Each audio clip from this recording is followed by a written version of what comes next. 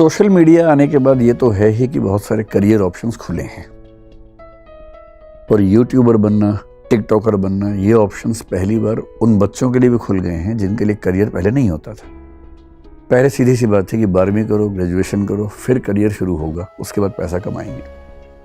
अब पहली बार ऐसा हुआ कि आप गेमर बन के पैसा कमा सकते हैं शायद 10 साल की उम्र में ही। 5 साल का बच्चा यूट्यूबर बन के कुछ ऐसी हरकतें कर सकता है कि उसके अकाउंट में पैसा आना शुरू हो जाए, उसके पेरेंट्स के थ्रू ही बेशक। देखिए, जब जब नई तकनीक आती है दुनिया को एडजस्ट होना पड़ता है। एक सोशियोलॉजी नाम का विषय है, आप शायद जानते होंगे। उसमें एक थिंकर बड़े अच्छे हैं, अमेरिकन थिंकर थे 20वीं सेंचुरी में ही, टॉलकट पार्सन्स नाम था। उन्होंने एक बड़ी अच्छी बात कही। उन्होंने कहा कि सोसाइटी एक इक्विलिब्रियम है जिसमें बहुत सारी चीजें इक्वल पॉइंट पे आके टिकी रहती हैं। इनमें से कोई एक चीज आगे बढ़ जाती है, जैसे टेक्नोलॉजी आगे बढ़ गई। अब टेक्नोलॉजी आगे बढ़ती है, समाज थोड़ा सा लड़खड़ाएगा, लेकिन कुछ समय के बाद जो बाकी पैर हैं समाज के, वो उसके हिसाब से आगे बढ़ के एडजस्ट कर लेंगे। इस कंसेप्ट को बोलते हैं मूविंग इक्विलिब्रियम, कि जो समस्थिति है वो बनी रहती है। कोई एक पैर आगे बढ़ता है या दाएं बाएं जाता है, थोड़ी देर के लगता है कि लड़खड़ा गया मामला, फिर बाकी पैर एडजस्ट हो जाते हैं। इस तरह से समाज आगे बढ़ता है। मेरी बड़ी स्पष्ट समझ है कि समाज में जब भी कोई ऐसा ट्रांजिशन आता है, कुछ समय लगता है, कुछ समय के बाद समाज अपने रास्ते निकाल लेता है। तकनीक भी उसमें हेल्प करती है। जैसे अभी की स्थिति है, बच्चे यूट्यूब पे बहुत टाइम दे रहे हैं, फेसबुक पे टाइम दे रहे हैं, या जो भी नए इस तरह के ऐप्स हैं। अब ये समाज के सामने एक चुनौती है। बच्चों का स्क्रीन टाइम बहुत ज्यादा है, अटेंशन का उनका स्पैन कम होता जा रहा है। ये सब एक चुनौती है। वो समाज से कट रहे हैं, एक वर्चुअल सोसाइटी में हमेशा एक्टिव हैं। वो 24 घंटे एक समाज में हैं, लेकिन रियल सोसाइटी से अलग है। उनका समाज है, फोन के अंदर समाज है उनका, वो समाज उन्हें प्रभावित भी करता है। वो एक फोटो खींच के डालते हैं, उस पर लाइक आता है, लाइक देख के खुश होते हैं, क्योंकि लाइक भी एक सामाजिक अंतरक्रिया ही तो हुई। और वो 24 घंटे एक समाज से घिरे हुए हैं, जबकि 24 घंटे समाज से घिरा होना अच्छी बात नहीं है। कुछ मी टाइम भी होता है, कुछ फैमिली टाइम भी होता है। सोशल मीडिया ने व्यक्ति और समाज के बीच के अंतराल को समाप्त कर दिया है। अब 24 घंटे समाज के बीच में है। आप घर के अंदर भी हैं तो समाज लगातार आपको कमेंट से, लाइक से, डिसलाइक से आपको पोक कर रहा है, परेशान कर रहा है। जिसको रूसो ने कहा था, society is too much with us. समाज हमारे साथ बहुत ज्यादा है, इतना नहीं होना चाहिए। वो तो उस जमाने में कहा, 18वीं सेंचुरी में।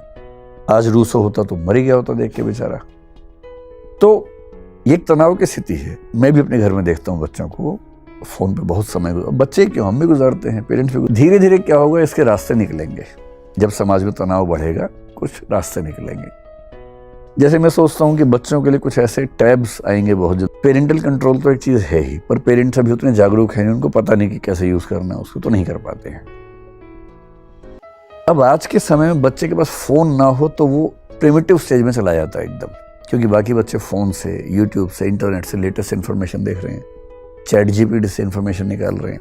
अगर आपने फोन छीन लिया तो बच्चा एकदम आदिम युग में चला गया। एक ये समस्या है। तो कुछ ऐसे टैबलेट्स मुझे लगता है बहुत जल्दी कुछ कंपनियां निकालने वाली हैं, सरकार कुछ ऐसा करेगी जिसमें एजुकेशनल टूल्स सारे होंगे।